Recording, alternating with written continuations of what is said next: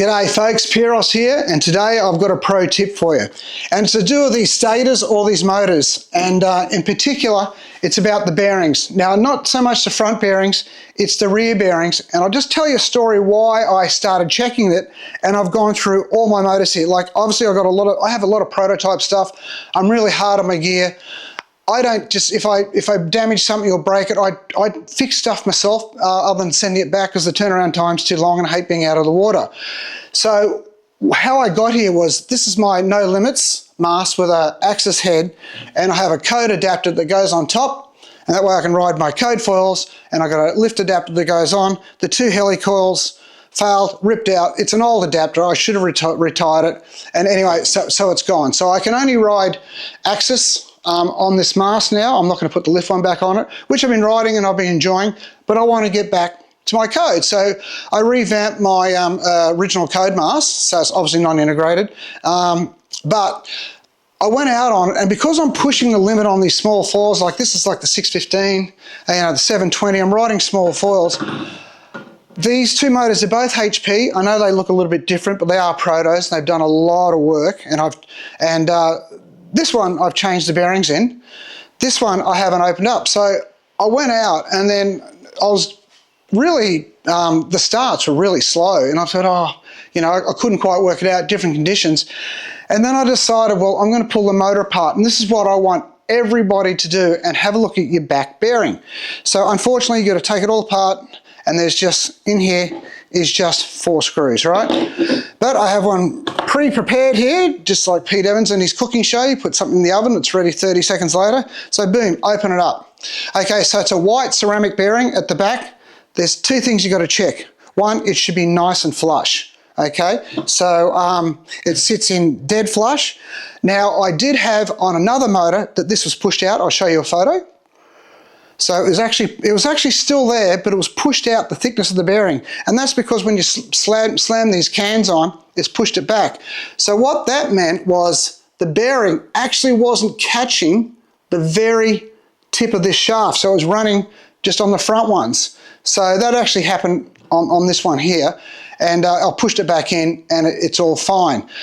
But then I decided to check this one, and then I opened up and I checked another one. So when I opened it up, you see this little void here, it was full of sand. And you stick your finger in here, and it was gritty as hell. So I haven't done this one. That's like, it's just grindy. I can feel the sand in there. So here's the trick though, I don't want you putting any spray in. This is just canned air, like compressed air. You get it at Office Works or Bunnings, you get it anywhere. But this is just pure air. Now these things don't work this way. You have to turn them upside down, and then I want you to blast the bearing out with this compressed air and really give it.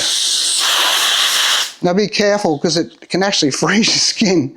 But you can see here, and it gets it all out. So look, straight away, it had sand in there. So like, I'm just give it a bit more. It is such a easy trick. It's just such a good little cheat code, and basically that's it, and it's just air. Now, don't be tempted to put grease or oil or anything back in here, because all it's going to do is trap the sand. Okay, so, and you've got to be careful of these things. So if you can look at all these, like this one's got wear, this one's got wear, this one's done the most, you can see all the paint's worn off. Now, that's not from a dud bearing or anything like that. What that is when you go in the surface, I just put my finger in here. Geez, I can feel the bloody sand.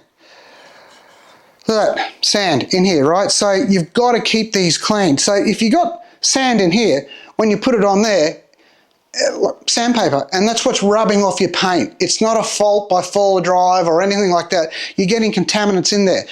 So, you know, like where Surface Paradise and all that, we've got beautiful white soft sand, you know, but still it's doing that. But if you go to somewhere like Fiji or other places where you've got rocky beaches or coral sand and things like that, it is brutal on it.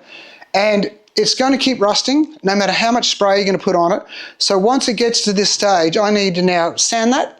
I need to prime it and repaint it. And you're going to have to do the same here inside your can, right? So, and also, but do not get one speck of paint on this stainless steel shaft, because it will not go back in. So you can get some, you know, those thick shake straws, put a straw over it, clean it out, spray it, put it on, and look after it like that. So a couple of good cheat codes. One other thing, I don't know if you can see this. I want you to check this too, but can you see that shaft? I don't want to come too close, I want to pop the focus. It's actually a bit up. So it's up and it's just got a fraction of play. So unfortunately, it'll still work. That's going to cost you drive. So you can see here, I don't know if you can still see them. This is a brand new one, perfectly flat. And so they're the three things I want to check. So one, you check that the bearing is in dead flat. You make sure you got no sand in here. You make sure you got no sand in your bearing, and you put it all back together.